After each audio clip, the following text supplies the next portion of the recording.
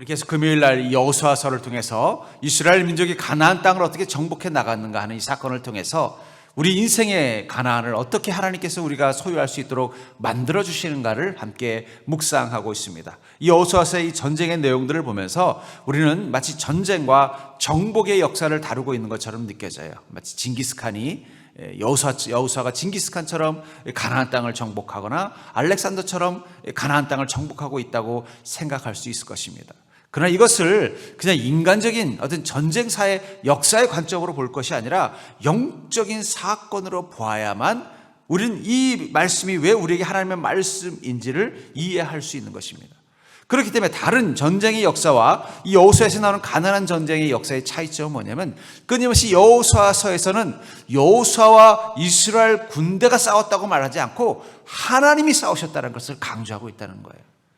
인간과 인간, 진영과 진영, 민족과 민족, 땅을 가진 자와 갖지 못한 자가 전쟁을 해서 빼앗는 싸움이 아니라 그 싸움의 가장 중심에 누가 있었다는 거예요?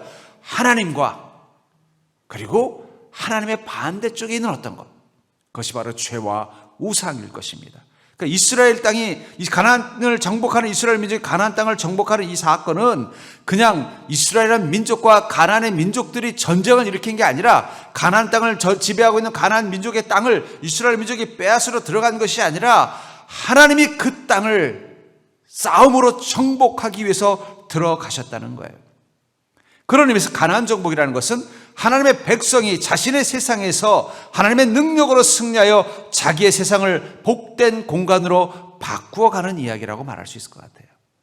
왜 우리가 이 가나안 정복의 이 이야기가 우리에게도 중요한 메시지이냐면 우리에게도 우리 인생에 가나안 땅이 있다는 것입니다. 하나님의 약속이 있는 곳, 하나님의 응답이 있는 곳, 하나님의 계획이 있는 곳에 하나님 우리를 이스라엘 민족처럼 백성으로 불러주시고 그 땅을 향해 나아가라고 해서 우리 인생을 향해 나아갔고 그 속에서 하나님의 싸우심을 통해서 우리가 그 땅을 소유하고 차지하는 은혜를 누리는 삶. 그래서 그 가나안 땅이 하나님의 약속을 믿고 따르는 자에게 소유가 되어지는 땅으로 바뀐 것처럼 우리의 인생이 주님의 약속을 믿는 믿음 가운데 주님의 은혜가 임하는 세상으로 바뀌게 되는 것을 의미한다는 것입니다. 전 그런 의미에서 이 가나안 정복 이야기를 통해서 우리가 발견해야 되는 것은 바로 그리스도인의 삶을 복되게 하시는 하나님의 은혜가 무엇인지를 발견하는 것입니다. 그 은혜를 발견한다면 우리는 우리 인생의 가난을 정복하듯 우리 삶의 문제를 이겨내고 하나님의 축복과 약속이 우리 삶 가운데 소유되는 그런 기쁨을 누리게 될 줄 믿습니다. 오늘 이스라엘 민족이 여호수아와 함께한 이스라엘 민족이 하나님께서 대신 싸우심을 통해서 이 가나안 거민들과 싸워 승리하는 이 사건을 통해서 여러분들을 향하신 하나님의 축복의 특징, 은혜의 특징이 무엇인지를 깨닫는 믿음이 되기를 주의 이름으로 축복합니다. 먼저 알 수 있는 것은 뭐냐면 그리스도인의 축복은 하나님께 바치는 전리품이라는 거예요. 절단해볼까요? 그리스도인의 축복은 하나님께 바치는 전리품이다. 이 본문 40절에 보면 이와 같이 여호수아가 그 온 땅 곧 산지와 내겝과 평지와 경사지와 그 모든 왕을 쳐서 하나도 남기지 아니하고 호흡이 있는 자마다 자는 다 진멸하여 바쳤으니 하면서 그 땅에 있는 모든 이들을 어떻게 했다고 말하고 있어요? 진멸하여 바쳤다. 진멸하다라는 말이 히브리어로 하람이라는 단어를 쓰는데 이 말은 제물로 바친다는 뜻도 있어요. 그러니까 진멸하여 바친다는 번역은 참 잘하는 것입니다.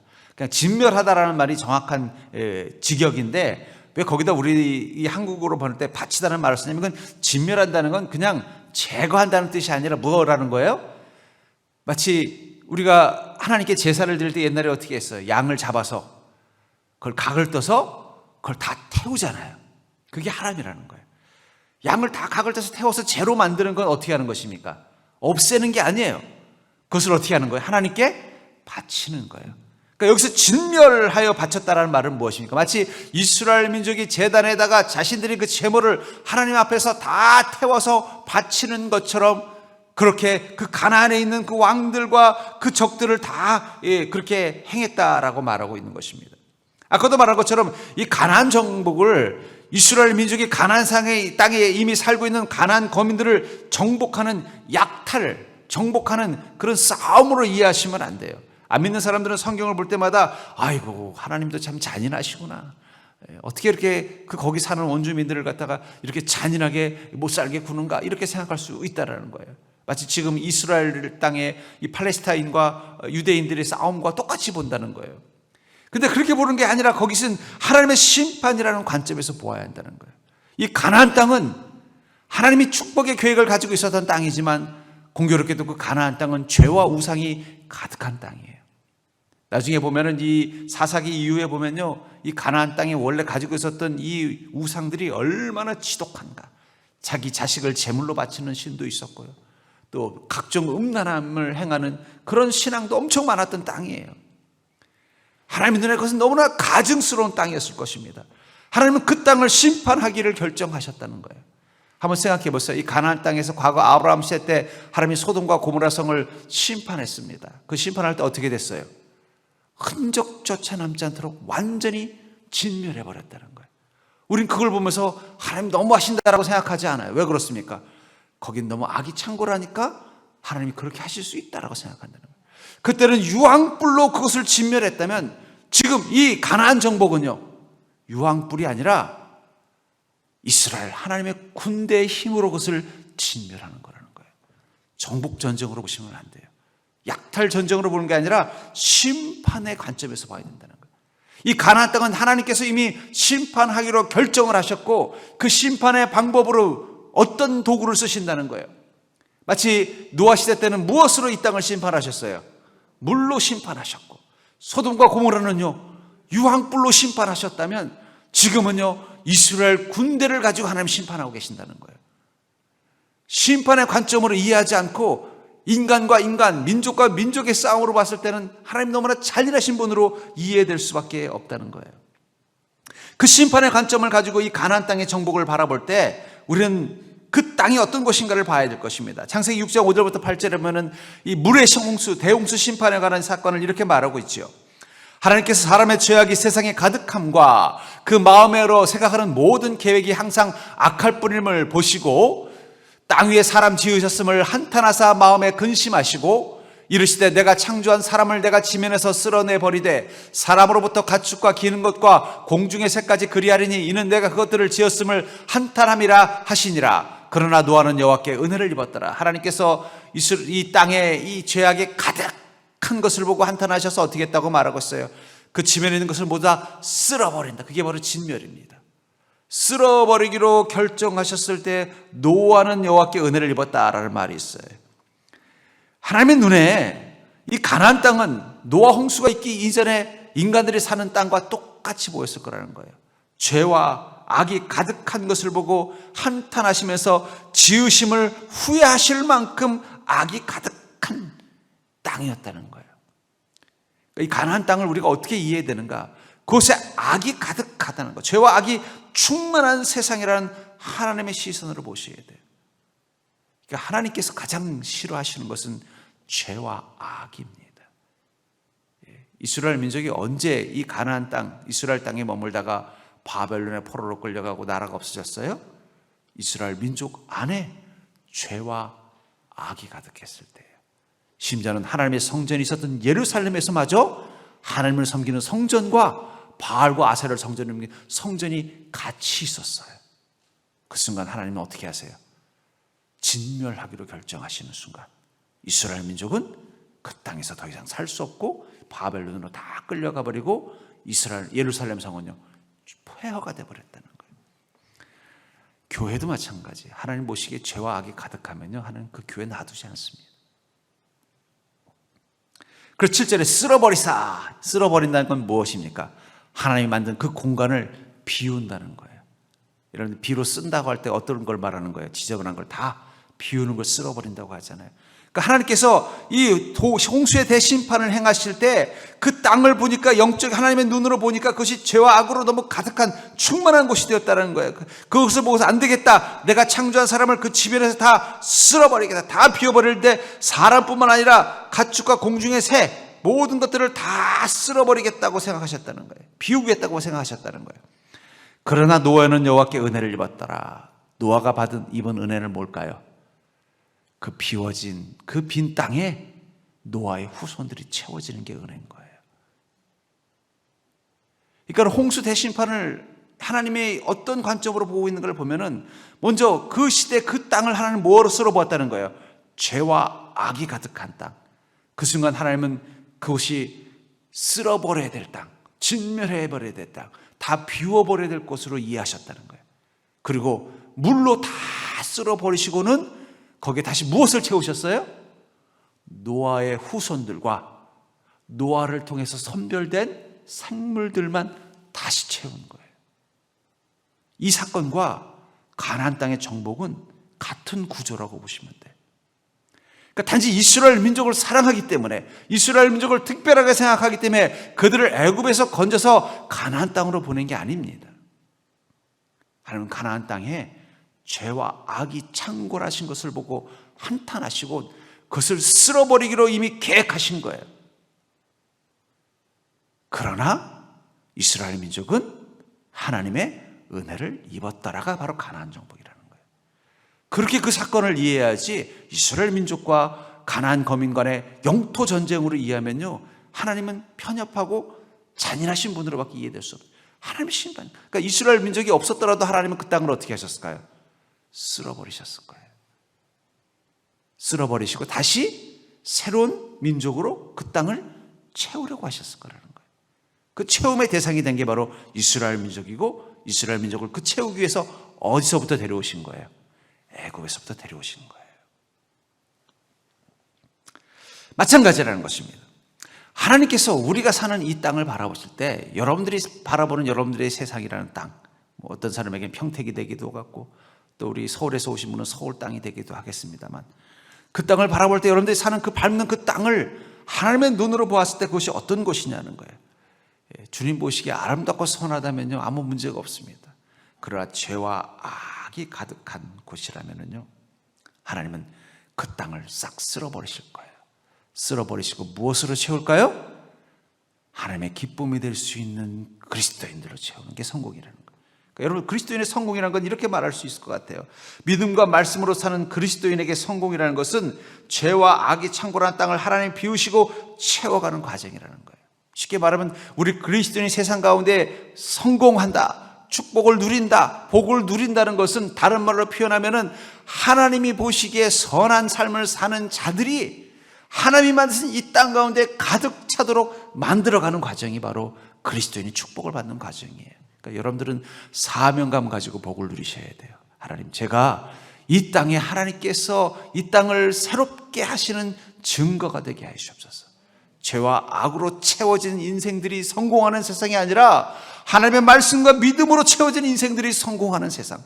하나님께서 그 가나안 땅을 바라보시면서 죄와 악이 가득했던 그 땅을 보면서 이제 그 거민들을 다 쓸어버리시고는 어떻게 해요? 40년 동안 이 광야에서 훈련받고 새로워진 정결해진 이스라엘 민족으로 가득 채울 날을 소망하면서 지금 여호수아의 군대 앞에서 하나님의 군대를 보내셔서 그 거민들을 다 쓸어버리고 계시는 중이라는 거예요. 어떤 마음 가지시고요? 이 땅이 이제는 하나님의 백성들, 말씀을 하나님을 잘 믿는, 하나님의 말씀을 잘 따르는, 죄가 아니라 하나님의 말씀과 은혜 앞에 순종하며 나아가는 자들로 채워진 땅이 되는 것을 기대하고 있다는 거예요. 하나님 지금도요, 우리가 사는 이 땅을 보면서 그것을 그리고 계십니다. 불순종하는 자, 죄와 악에 사로잡힌 자, 어리석은 마음에 가득한 자들이 가득한 땅이 아니라 하나님의 말씀을 지키고 하나님의 말씀에 순종하고 믿음으로 사는 자들이 가득한 땅을 상상하시면서 그 일을 위해서 먼저 역사하시는 것입니다. 역사하시면서 그 속에서 우리 누구를 채우시는 거예요? 마치 가나안 땅에 이스라엘의 12지파를 채워나가듯이 우리로 하여금 이 땅의 주인이 되도록 만들어가는 게 그리스도인에게 축복인 거예요. 가나안 땅을 정복하셨던 이유는 단지 이스라엘 민족을 사랑해서가 아니라 그 땅의 죄악을 다 비워내고 하나님을 온전히 믿는 하나님의 백성으로 채우려고 했던 것이고, 마침 그때 거기 이 야곱의 12 후손들이 머물고 있었고 그들이 그 땅을 차지하는 순간 그들은 갑자기 노예에서 뭐가 된 거예요? 땅의 주인이 돼서 잘 살게 된 것입니다. 저는 그게 바로 그리스도인의 형통, 그리스도의 축복이라고 생각합니다. 그렇기 때문에 여러분들이 하셔야 될 사명은 무엇이냐? 주님, 제가 믿음과 말씀으로 살아서 이 땅에서 하나님의 나라가 나타날 수 있도록 성공하는 그리스도인 되게 되도록 기도하셔야 된다. 물론 마음의 기쁨, 마음의 평안, 마음의 풍성함도 누려야 되겠지만 여러분들의 가정이, 여러분들의 직장이, 여러분들이 하는 일들이 주님을 통해서 승리하는 성공이 축복이 임할 수 있는 곳이 될 수 있도록 기도하셔야 돼요. 그래서 세상이 더 이상 죄와 악과 타협해서 살 수 있는 땅이 아니라 하나님의 말씀과 믿음을 통해서 잘 되는 곳이 된다는 것을 보여주는 그 사명을 위해서 하나님 우리 인생 가운데 능력이 되어 주신다는 것입니다. 여러분들 그런 사명 가지고 사는 자가 되기를 주의 이름으로 축복합니다. 저도 저의 가장 큰 이 도전이 뭔지 아세요? 그냥 적당히 타협하면서 적당하게 그냥 뭐 세상의 방법 동원해가지고 그렇게 교회를 세워나가는 게 아니라 철저히 하나님 주시는 말씀과 철저히 성령님의 인도하심을 따라서 교회를 만들어 갈 때 그곳이 그 교회가 바로 하나님이 원하시는 그 복된 교회가 되도록 만드는 것입니다. 그 속에 하나님의 은혜와 능력을 부어줄 거라는 걸 믿기 때문에 어떻게 하면 하나님의 말씀을 따라서 하나님이 원하시는 좋은 교회를 만들까를 고민하는 게 또 저의 사명이에요. 그냥 적당히 뭐 어떤 교회 목사님은 그러더라고요. 어떤 성도님이 자기 교회 목사님을 소개하면서 우리 교회 목사님은요 꼭 비즈니스맨 같아요. 어디 가서 이렇게 돈도 잘 구해오시고 사업도 잘 하시는지 막 그런데 그러면서 막 자랑을 하는 거예요. 그런 능력이 있어야 목회를 잘한다고 소리 듣는데 하면서 저희 아내한테 그러더래요. 그 남편 되는 목사님은 영 그런 재주가 없어서 큰 목회는 못 하시겠어요. 그런데 제가 그 말 듣고 갑자기 도전 정신이 생겼어요. 세상 지혜, 세상 마인드, 그런 사업수완 같은 그런 어떤 재주 가지고 교회를 부흥케 하는 자가 아니라 철저히 말씀을 따라서, 철저히 성령님의 역사하심을 따라서, 철저히 하나님의 주인됨을 따라서 부흥되는 교회를 한번 만들어 보고 싶습니다. 저는 그게 하나님이 원하시는 거라고 생각해요. 세상 재주 가지고 한다면 그게 뭐 해봤자 그게 교회겠습니까? 하나님 마음에 들지 않을 텐데 아무리 뭐 교회에 막 교인들이 막 수백 명, 아니 수만 명, 수천 명이 돼도 그게 뭐가 되겠어요? 뭐 우리 교단 목사님이라 제가 좀 뭐라고 하긴 그렇지만 어떤 분은 그러다 그 목사님 설교는 참 재밌다고 그래서 마치 무슨 코미디 쇼 보러 가는 마음으로 가서 예배 드리고 오는 분도 있다는 얘기는 그건 교회가 아니죠. 정말 하나님의 그 말씀이 막 살아있는 교회, 성령의 역사하심을 따라서 성경에 있는 원리를 따라서 그렇게 해서 부흥되는 교회를 한번 만들어 보는 게 소원입니다. 쉽진 않죠. 쉽진 않지만 하나님께서 분명히 그것을 원하신다면 그것이 이루어지게 만들어 줄 것입니다. 여러분들의 인생도 그런 도전을 좀 하셨으면 좋겠어요. 쉬운 일은 아니죠. 세상에 적당히 타협하면서 세상 재주 부려가면서 세상 사람들이 성공하는 방법으로 하면 쉽지만 그러나 그것은 하나님의 마음에 차지 않을 거란 말이에요. 내 인생이. 그렇기 때문에 하나님의 마음에 차는 인생을 만들기 위해서 우리가 말씀과 믿음을 가지고 우리 인생을 만들어 갈 때 하나님께서 그것을 그냥 놔두시겠습니까? 내 마음에 합한 자라면 능력을 부어주시고 기회를 열어주시는 것이고 권능을 주시는 것입니다. 제일 애매한 게 어정쩡한 거예요. 이러지도 못하고 저러지도 못하고 한 번은 주님 마음 보시기에 합당하게 하다가 한 번은 또 자기도 모르게 이렇게 했다가는 내가 힘들게 해서 안 되겠어 하면서 또 적당히 타협하다가 그럼 하나님도 이걸 도와줄까 말까 하고 세상은요 더 왜 저래? 그러면서 우리를 더 바보처럼 여기는 거예요. 화끈하게 뜨겁든지 차갑든지 그냥 어차피 내가 주님 말씀대로 주님 뜻대로 한번 하다가 망하면 망하리라고 한번 해보겠다는 도전을 하면은요 세상은 무시하겠지만 하나님은 기특하게 여기서 능력을 부어주실 것입니다. 저는 그런 믿음이 있기를 주의 이름으로 축원합니다.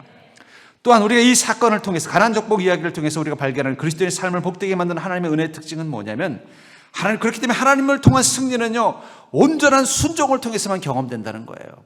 하나님께서 이 가나안 땅을 이 죄와 악으로 창궐한 땅을 그 땅을 죄와 악으로 가득하게 만드는 가나안 거민들을 다 진멸하고 거기 하나님의 말씀 앞에 순종할 수 있는 준비가 된 하나님의 백성들로 채워진 땅으로 만들기로 결심한 순간 어떤 때만 하나님께서 이 하나님의 백성들에게 은혜와 능력을 부어주시느냐 그들이 하나님의 말씀 앞에 온전히 순종하려는 결단을 할 때 하나님은 그들을 위하여 대신 싸워주시고 그들의 인생 가운데 승리를 경험하게 만들어 주신다는 것입니다.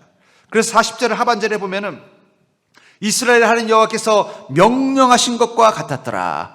결국 그들이 진멸할 모든 일들을 했던 그 싸움의 모든 것은 하나님의 명령하신 대로 따르면서 나아갔다는 거예요. 그렇기 때문에 하나님께서 어떻게 한 것입니까? 가나안 거민들을 다 싸워서 승리하도록 이스라엘 민족에게 능력이 되어 주셨다는 거예요. 우리가 믿음으로 산다는 것은 세 가지 요소가 필요합니다. 하나는 말씀이 있어야겠죠. 여러분, 믿음으로 살려면 말씀이 있어야 되는 거예요. 말씀이라는 지시 등이 없이 어떻게 믿음으로 살겠습니까? 말씀이 있어야 돼요. 말씀 없이 믿음으로 살 수가 없어요. 믿음으로 산다면 뭔가 원리가 있어야 되는 거예요. 그게 말씀이 원리라는 거예요. 그 다음에 성령님의 인도하심이 있어야 된다는 거예요. 믿음으로 살기 위해서는 성령님이 나를 이끌고 가시고 인도하심이 느껴져야 됩니다. 그리고 믿음으로 살려면 하나님의 능력이 필요해요. 말씀도 있고 성령의 인도하심도 있지만 하나님의 능력이 없으면요, 믿음으로 살다가 맨날 쥐어 터집니다. 이 운동 격투기도 체급이라는 게 있어요. 그러니까 뭐 팬텀급부터 해서 슈퍼 헤비급까지 있다는 거예요. 아무리 팬텀급 세계 챔피언도요, 동네 권투도장 슈퍼 헤비급한테는 못 이겨요. 왜냐하면 45kg짜리가 어떻게 100kg짜리를 이기겠습니까? 45kg짜리가 아무리 세게 때려도 보통 평범한 100kg는 뭐 넘어갈 수 있지만 그래도 나름대로 동네에서 싸움 잘하는 이 권투 선수인 슈퍼 헤비급한테는 끄떡이 안 되는 거, 끄떡이 안 돼, 상대가 안 된다는 거예요. 마찬가지라는 거예요. 우리가 말씀을 따라서 성령님의 인도하심을 따라 살아도요, 그 안에 하나님의 능력이 임하지 않으면요, 펜트급 같은 거예요. 그러니까 세상이 어떻게 돼? 우리를 무시하고 그냥 뭐 아프지도 않네 하고 하는 거예요. 하지만 성령님의 그 능력이 우리 가운데 임하면요, 그 순간 말씀을 따라 사는 삶이, 성령님의 인도하심을 따라 사는 삶이 강력한 힘이 되는 거예요. 이걸 이제 임팩트라고 그래요. 임팩트가 딱 있는 거예요. 그러면요, 우리 가는 길을 막을 게 없다는 것입니다. 이 세 가지가 우리 삶 가운데 나타나기 위해서 우리에게 필요한 것은 무엇이냐면, 제일 먼저 하나님의 말씀 앞에 순종하며 나가는 삶이 필요하다는 거예요. 그게 바로 믿음의 삶입니다. 이것을 사무엘상 15장 21절부터 24절에 보면은 이 사울이 하나님 앞에 순종하지 않았던 모습을 이렇게 말하고 있어요. 하나님께서 이 아말렉족을 다 진멸하라고 명령하셨음에도 불구하고 사울은 다 진멸하지 않았습니다. 진멸하지 않고 그 속에 있었던 양들과 여러 가지 가축들을 가지고 와서 하나님께 제사를 드리겠다고 가지고 온 것입니다. 이것을 보고 사무엘이 화가 나서 지금 왕이 무슨 짓을 한 것입니까? 라고 물었을 때 사울이 이렇게 말합니다. 다만 백성이 그 마땅히 말한 것 중에서 가장 좋은 것으로 길거리에서 당신의 하나님 여호와께 제사하려고 양과 소를 끌어왔나이다. 하나님께서 아말렉 쪽의 그 양들도 다 진멸하라고 명령하셨는데 그렇게 하지 않고 어떻게 했다는 거예요? 이 좋은 걸 왜 진멸합니까? 우리 그러니 차라리 하나님께 제물로 바칩시다 해서 그걸 가지고 왔다는 거예요. 사무엘이 이르되 여호와께서 번제와 다른 제사를 그의 목소리를 청종하는 것을 좋아하신 것 같이 좋아하시겠나이까? 순종이 제사보다 낫고 듣는 것이 순양의 기름보다 나으니 이는 거역하는 것은 점치는 죄와 같고 완고한 것은 사신 우상에게 절하는 죄와 같다. 여러분들, 우리가 점치는 죄, 우상에게 절하는 죄와 동급으로 하나님께서 심각한 죄라고 생각하는 게 뭐라는 거예요? 거역하고 완고한 것이라고 말하고 있다는 것입니다.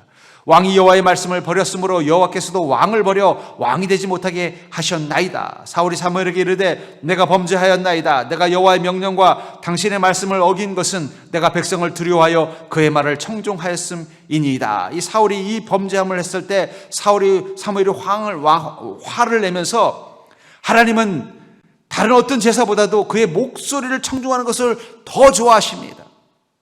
주님의 말씀 앞에 순종하고 귀를 기울이는 것을 가장 좋아한다고 화를 내고 있다는 거예요. 아니, 이스라엘 민족을 이끄는 왕이라고 하면서 하나님의 마음이, 하나님 뭘 좋아하시는지 당신은 여태 몰랐습니까? 하나님이 가장 좋아하시는 것은 하나님의 말씀에 청종하고 그 말씀 앞에 순종하는 것을 가장 좋아합니다. 그런데 왕은 어떻게 하셨습니까? 그러면서 뭐라고 말하는 거예요? 하나님은요, 거역하는 것과 점치는 죄를 동급의 죄로 본다는 거예요. 우상에게 점을 치는 죄와 동급으로 본다는 거예요. 완고한 것과 우상에 절하는 것을 동급으로 본다는 것입니다. 왕이 하나님의 말씀을 버렸기 때문에 하나님도 왕을 버릴 것입니다. 여러분, 이거 정말 심각하게 무서운 말이에요. 우리가 하나님의 말씀을 거역하거나 우리 마음의 완고함으로 하나님의 말씀을 튕겨낼 때 그 순간 우리는 주님의 말씀을 버리는 거예요. 근데 오늘 본문에서 뭐라고 말하고 있어요? 왕이 하나님의 말씀을 버렸으므로 하나님도 왕을 버렸나이다. 우리가 주님의 말씀을 버리는 순간 주님이 우리를 버린다고 상상해 보세요. 이걸 얼마나 무서운 사건입니까? 아유, 하나님, 뭐 그럴 수도 있죠. 아마 어쩌면 사울도 그런 마음이었을지도 몰라요. 아이 뭐 우리가 그렇다고 해서 무슨 이상한 짓을 한 것도 아니고 무슨 우상 숭배를 한 것도 아니고, 아니 아말렉을 다 진멸하라고 하나님 명령하셨지만, 아이 그걸 어떻게 다 진멸해? 그리고 이 좋은 이 가축들 이거 하나님께 바치면 되지 뭐하러 그렇게 해? 자기 나름대로 어떻게 해요? 생각하고 판단해서는 하나님의 명령을 어긴 것입니다. 그럼 가지고 와서는 그걸 제물로 드리겠다고 갖고 오니까 이 사무엘을 통해 하나님 화를 내시면서 뭐라고 말하는 거야? 너는 나의 말을 버렸구나. 그럼 나도 너를 버리겠다는 거예요. 여러분, 우리가 하나님의 말씀을 거역하는 순간 그것은 주님의 말씀을 버리는 것입니다. 주님의 말씀을 버리면요, 주님 우리를 버리시겠다는 거예요.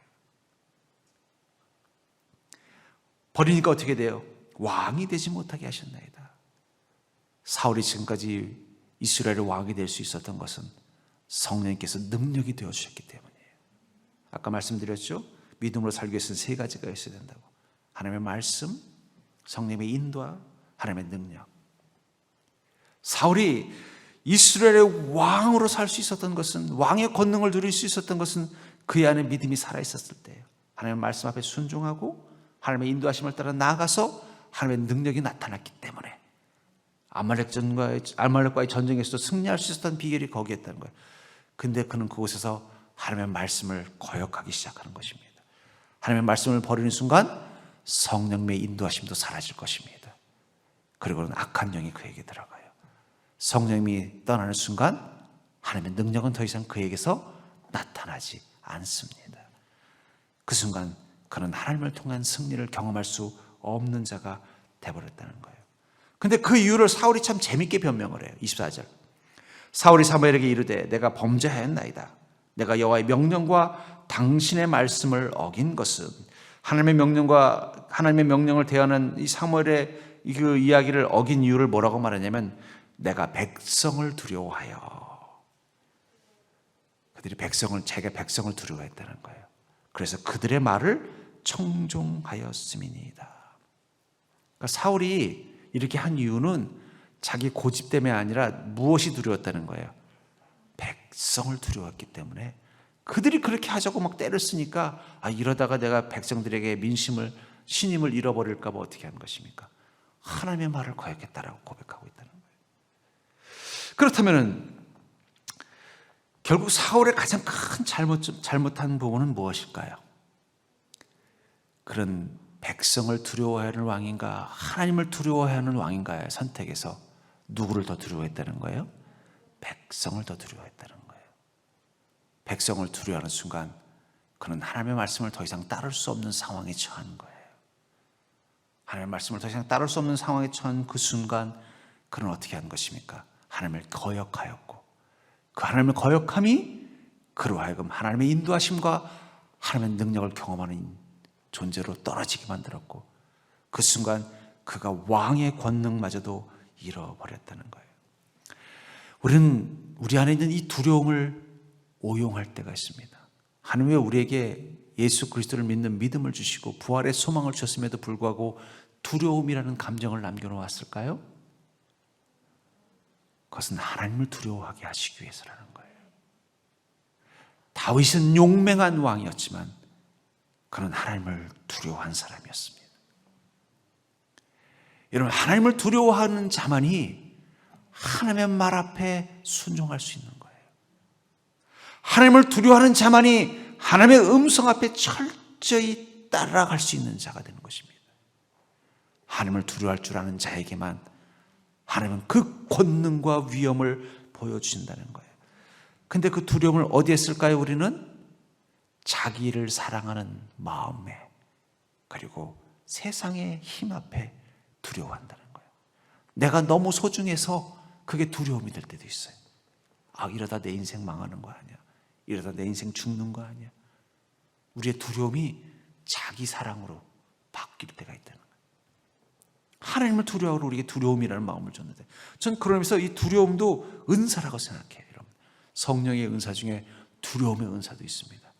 하나님을 두려워하는 것도 성령이 우리에게 주신 은사라는 거예요. 방언처럼, 예언처럼 성령이 우리에게 주신 은사 중에 하나가 하나님을 두려워하는 마음입니다. 하나님만 제대로 두려워해도요, 우리는 하나님의 은혜를 경험하며 살 수 있는 거예요. 두려움이 없어지기 시작한, 아니 그 두려움의 대상이 바뀌기 시작하는 순간 우리는 하나님의 권능을 잃어버리는 거예요.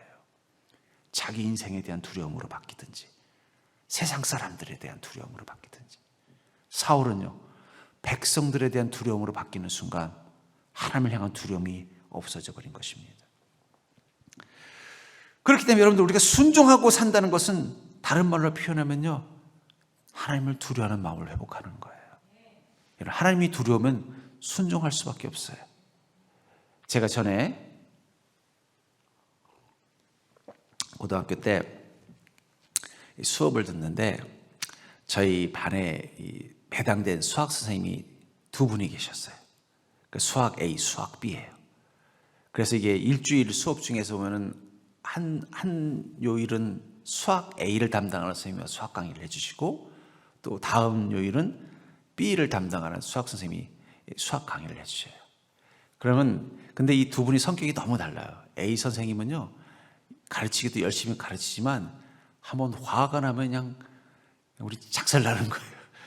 옛날에는 대걸레로 많이, 요즘 같은 날 알지만 그냥 말 안 듣고 딴짓하면요 그 자리에서 그냥 막.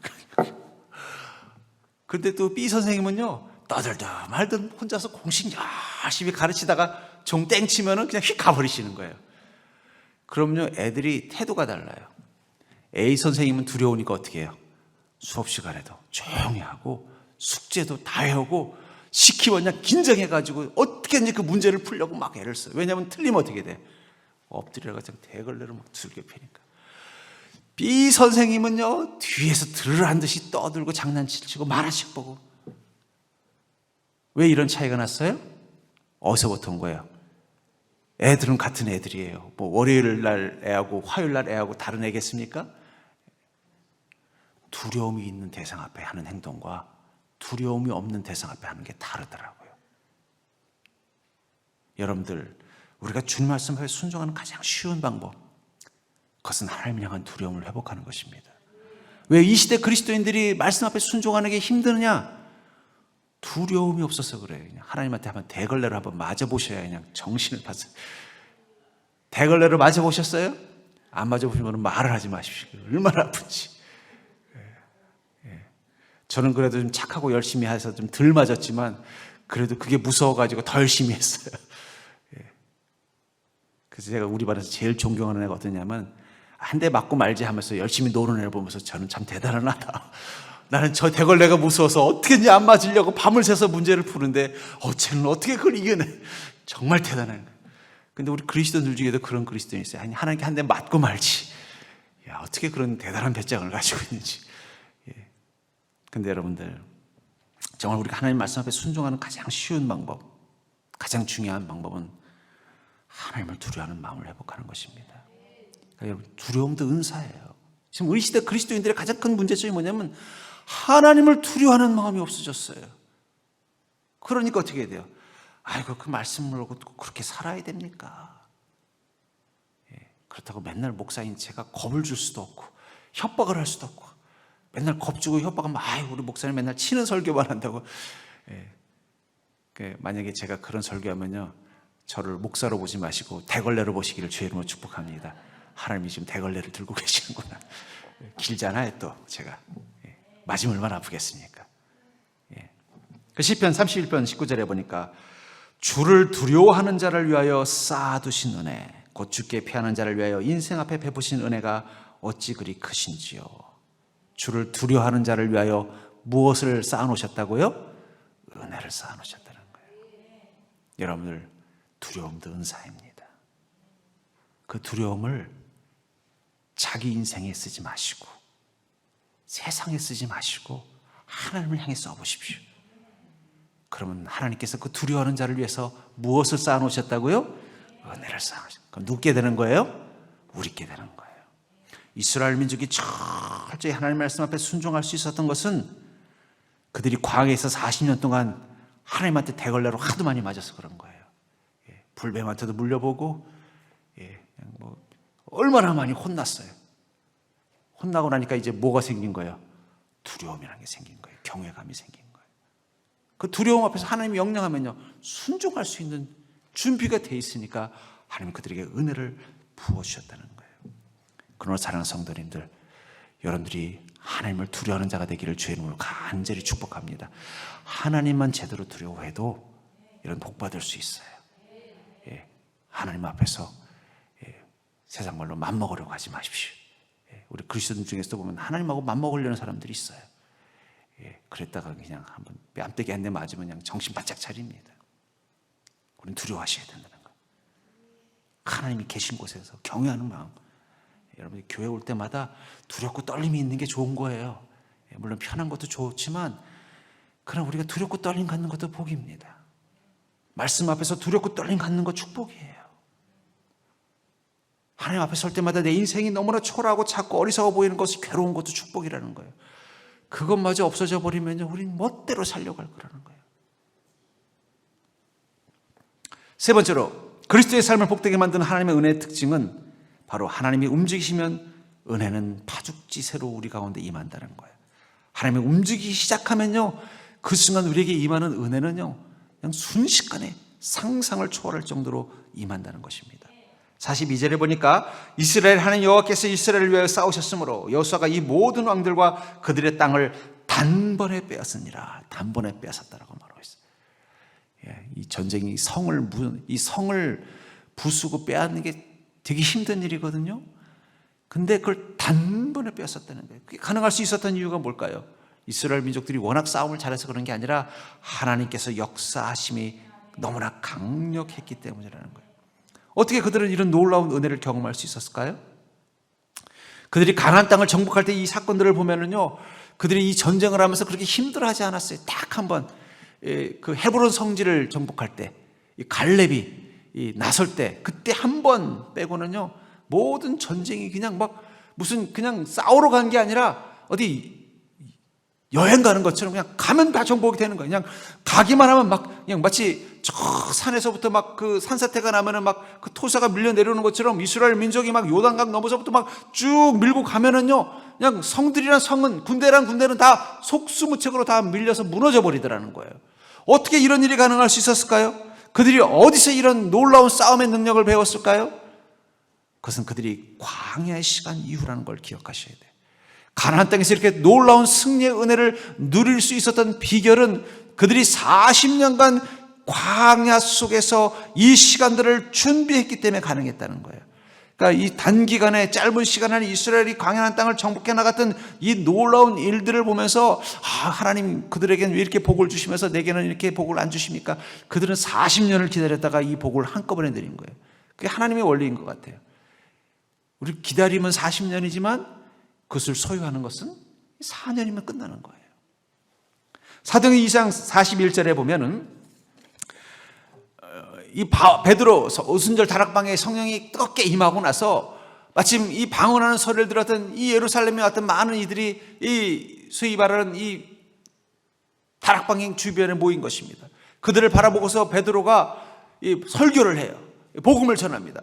그 복음을 듣고 나서 이렇게 말합니다. 그 말을 받은 사람들은 침례를 받음에 이 날에 신도의 수가 3,000이나 더하더라.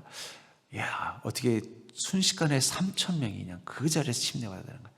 여러분, 오순절 다락방에 임했던 뜨거운 성령의 불이 서정교회에 임하면은요, 바깥에 마당에 한 3,000명이 앉아있다가 그대로 그냥 서정교회 교인으로 등록하는 거예요. 이 날에 단 한 번에 끝났다는 거예요. 예수님이 3년 동안 복음 전할 때는 12명의 제자밖에 없었는데 70문도도 다 도망가 버리고 12명밖에 안 남았는데 어떻게 베드로가 한 번 복음 전했는데 이날에 순식간에 3,000명이 그냥 교회 하나가 그냥 뚝딱 세워졌을까요? 그게 하나님 일하는 방식이라니까요. 열왕기상 18장 44절부터 45절도 보면은요, 이 엘리야가 비가 오기를 간절히 기도하잖아요. 그때 7번째까지 보다가 작은 구름이 온 것을 봅니다. 그것을 44절에 7번째 이르러서는 그가 말하되 바다에서 사람의 손만한 작은 구름이 일어나나이다. 이르되 올라가 아합에게 말하기를 비에 막히지 아니하도록 마차를 갖추고 내려가소서 하라 하니라. 조금 후에 구름과 바람이 일어나서 하늘이 깜깜해지며 큰 비가 내리는지라. 아합이 마차를 타고 이스라엘로 가느니라. 손바닥만한 구름이 보였는데 조금 후에 어떻게 됐다는 거예요? 갑자기 사방이 깜깜한 밤이 되더니 엄청난 폭우가 쏟아지더라는 거예요. 하나님이 하시는 일은 그래요. 기다리는 것은 40년이지만 그 은혜를 거두는 건 4년이에요. 농부가 농사를 지을 때도 어때요? 봄부터 9월까지 기다리는 것은 몇 달을 기다려야 되지만 추수하는 건요, 일주일이면 끝나요. 일주일이면 끝나요. 일주일 추수하려고 몇 개월을 갖다가 어떻게 하는 거예요? 씨도 뿌리고 농약도 주고 잡초도 뽑고 기다리는 거예요.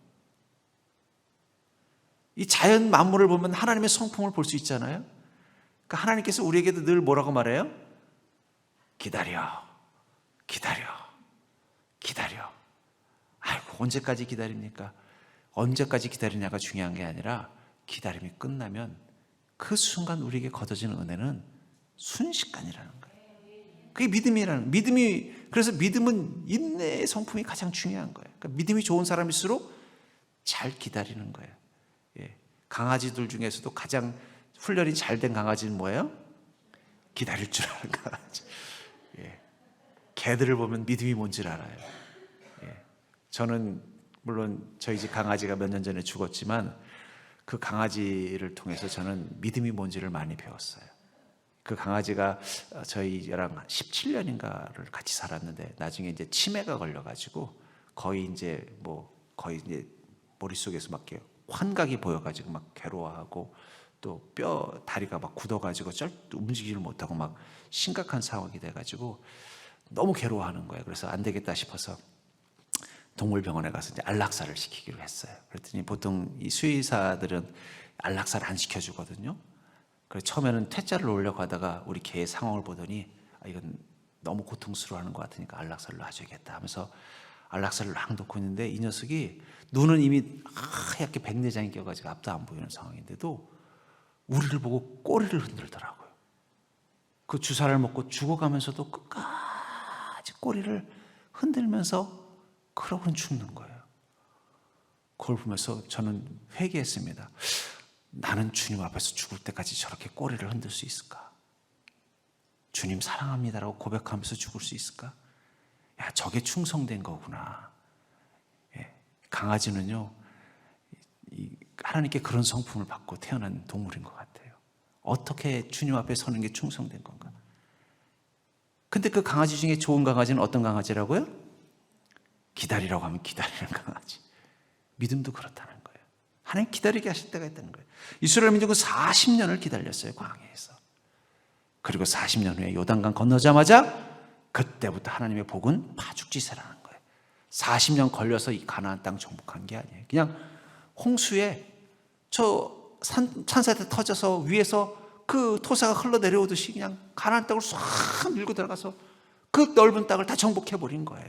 거긴 이미 단단한 요새들과 성읍들이 많은 땅이었지만 그들은 속절없이 그 하나님의 그 힘 앞에, 그 기세 앞에 어떻게 할 길도 없이 그냥 완전히 밀려서 이스라엘 민족이 그 땅을 다 정복하도록 놔둘 수밖에 없었다는 거예요. 그게 바로 조금 후예요. 여러분들, 믿음이 능력이 될 때는요, 바로 하나님께서 더 이상 기다리라고 말씀하시는 것이 아니라 이제라고 말씀하실 때예요. 그렇게 만드는 게 믿음의 능력이라는 거예요. 그래서 예레미야서 29장 12절에 보면은 너희가 내게 부르짖으며 내게 와서 기도하면 내가 너희들의 기도를 들을 것이라. 여러분들, 우리가 주님의 마음을 움직이는 믿음을 갖는 게 필요하다는 거예요. 기다리면서 하나님께 기도할 때 어떤 일이 난다고요? 부르짖는 그 순간 하나님 듣고 계신다는 거예요. 지금도 아직은 기다리는 시간이지만 우리의 부르짖음을 주님은 듣고 계십니다. 또 시편 102편 17절에 보면은 여호와께서 빈궁한 자의 기도를 들어보시며 그들의 기도를 멸시하지 아니하셨도다. 우리 삶의 궁핍함과 어려움 가운데서 주님의 은혜를 간절히 구하면서 주님 앞에 순전한 그리스도인을 살기로 결단하면서 주님의 은혜가 아니면 살 수 없음을 고백하면서 간절히 기도할 때 하나님은 우리를 돌아보시는 하나님이시라는 거예요. 그것을 믿는 믿음으로 주님 앞에 기도하십시오. 또 사무엘상 1장 27절에 보면은 이 아이를 위하여 내가 기도하였더니 내가 구하여 기도한 바를 여호와께서 내게 허락하신지라. 우리가 믿음을 가지고 간절히 기도하는 순간 하나님이 허락하시는 것이 무엇이에요? 은혜예요. 우리의 부르심을 하나님이 들으시면요, 은혜가 임하는 것입니다. 우리의 빈궁함을 하나님께서 돌아보시기에 우리의 간절함이 주님께 전달되면은요, 은혜가 임하는 거예요. 우리가 주님 앞에 믿음의 기도를 간절히 할 때 하나님이 허락하시는 순간 은혜가 임하는 것은 순식간이라는 거예요. 그러니까 여러분들, 아이고 주님 왜 이렇게 응답이 더디세요? 그렇게 낙심하지 않기를 주의 이름으로 축복합니다. 기다림은 길어도 응답은 순식간이라는 거예요. 그게 하나님이라는 방식이에요. 농부가 씨앗을 뿌리고 가꾸는 데는 수개월이 걸리지만 익은 열매를 따는 것은 일주일이면 되는 것처럼, 비록 기다림은 길고 더딜지 모르지만 우리가 끝까지 주님의 그 은혜를 믿는 믿음 가지고 부르짖는 기도하며 우리의 궁핍함을 주님께 내어놓고 주의 은혜를 구하고 간절히 기도하는 믿음을 놓지 않는다면 하나님께서 반드시 은혜로 우리의 간구 가운데 응답하실 날이 임할 줄 믿습니다. 이스라엘 민족이 가나안 땅을 이렇게 너무너무 쉽게 정복할 수 있었던 것은 그들이 특별해서가 아니라 그들은 40년이라는 광야 시간을 통해서 기다림으로 주님의 은혜를 구하고 때가 이르렀기 때문에 하나님이 순식간에 응답하신 것이라면 여러분들의 인생도 하나님은 동일한 원리와 방법으로 임하실 것입니다. 어쩌면 지금은 아직은 기다려야 될 요단강 반대편, 요단강 이 동편에 있을 때의 시간들처럼, 아직은 광야 시간처럼 계속 기다리면서 그 요단강 물이 보여도 들어가지 못하고 배회하던 시간처럼 주님의 은혜가 임할 듯 하면서 임하지 않는 시간을 경험할 수도 있다는 거예요. 그래서 낙심하지 않는 자가 되기를 주의 이름으로 축복합니다. 기다림은 길지만 응답은 순식간이에요.